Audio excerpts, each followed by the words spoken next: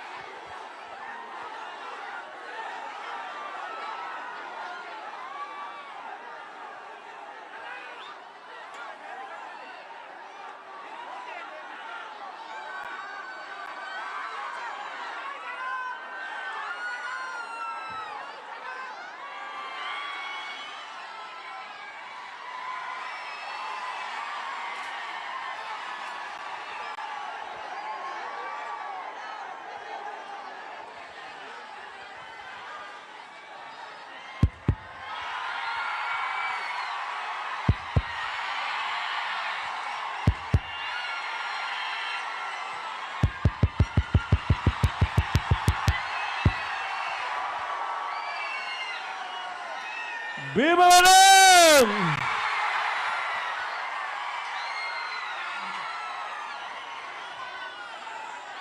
ఈరోజు భీమవరంలో అడుగు పెడితే మీరు చూపిస్తా ఉన్న ఈ ఆదరణ అభిమానానికి నిజంగా నోట్లో నుంచి మాట కూడా రానంతగా భావోద్వేగమే, ఇసుక వేసినా కూడా రాలనంతగా, కంటి చూపు మేరలో ఎక్కడా కూడా ఖాళీ స్థలం కనిపించనంతగా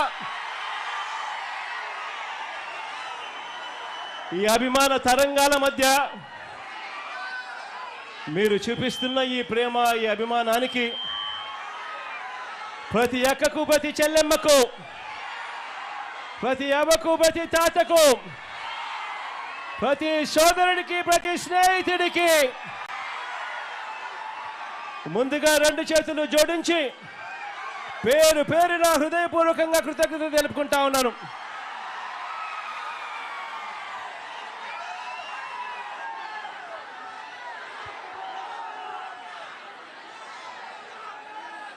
ఈరోజు ఆక్వా రైతాంగం సమస్యల సుడిగుండంలో ఈరోజు కూరుకుపోయి ఉన్న పరిస్థితులు ఈ రాష్ట్రంలో కనిపిస్తా ఉన్నాయి. ఇంతకుముందు ఎప్పుడు చూడని విధంగా,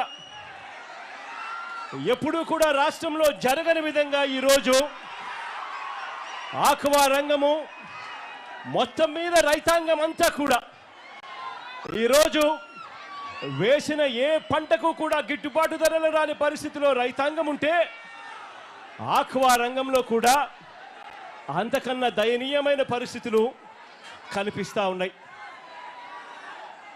నేను ఒకటే చెప్తా ఉన్నాను, ఆక్వా రైతులు అని అంటే ఈరోజు రాష్ట్రంలో ఒక్కసారి పరిస్థితి గమనిస్తే దాదాపు 1.5 లక్షలకు రైతాంగం, దాదాపుగా 5 లక్షల పైసలకు భూములన్నీ కూడా ఆక్వా రంగంలో, వ్యవసాయంలో ఉన్నాయి. దాదాపుగా 15 లక్షల మందికి ఉపాధి కల్పిస్తా ఉన్న రంగం ఆక్వా రంగం.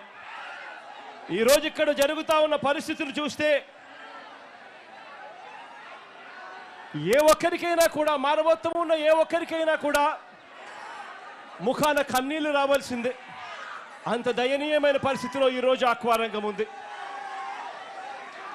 ఇష్టానుసారంగా ఫీడ్ ధరలను పెంచుకుంటూ పోతా ఉన్నారు. వెనక్కి తీసుకోవాలని రైతుల అంగీకారంతోనే జరగాలి అని, ఏకపక్షంగా ధరలు పెంచకూడదు అని, ఒక ధర పెరగాలి అని అంటే ఒక హేతుబద్ధత ఉండాలి అని అది పెంచాలి అని అంటే అది అక్టోబర్ నవంబర్ మాసాల్లో సమృద్ధిగా ఫిష్ మీలు, సమృద్ధిగా పంటలు ఇవన్నీ కూడా అందుబాటులో ఉన్న తరుణంలో రేట్ల మీద రివ్యూ చేయాలి అని ఇలా ఎడా పడితే అలా ఎప్పుడు పడితే అప్పుడు రేట్లు ఇష్టం వచ్చినట్టుగా పెంచుకుంటూ పోకూడదు అని చెప్పి ఇటీవల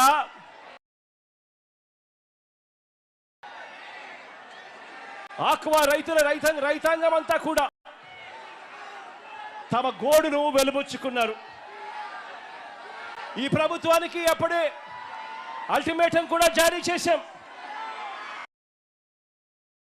మీ అందరికీ కూడా తెలిసిన విషయమే, చంద్రబాబు నాయుడు గారి చర్మము కొంచెం మందము అని చెప్పి.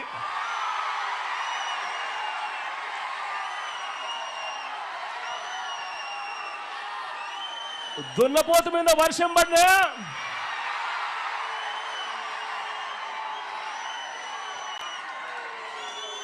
ఏ మాదిరిగా చెల్లించదో చంద్రబాబు నాయుడు గారి ప్రభుత్వం కూడా అదే మాదిరిగా తయారైంది అని కూడా చెప్పడానికి బాధపడతా ఉన్నాను.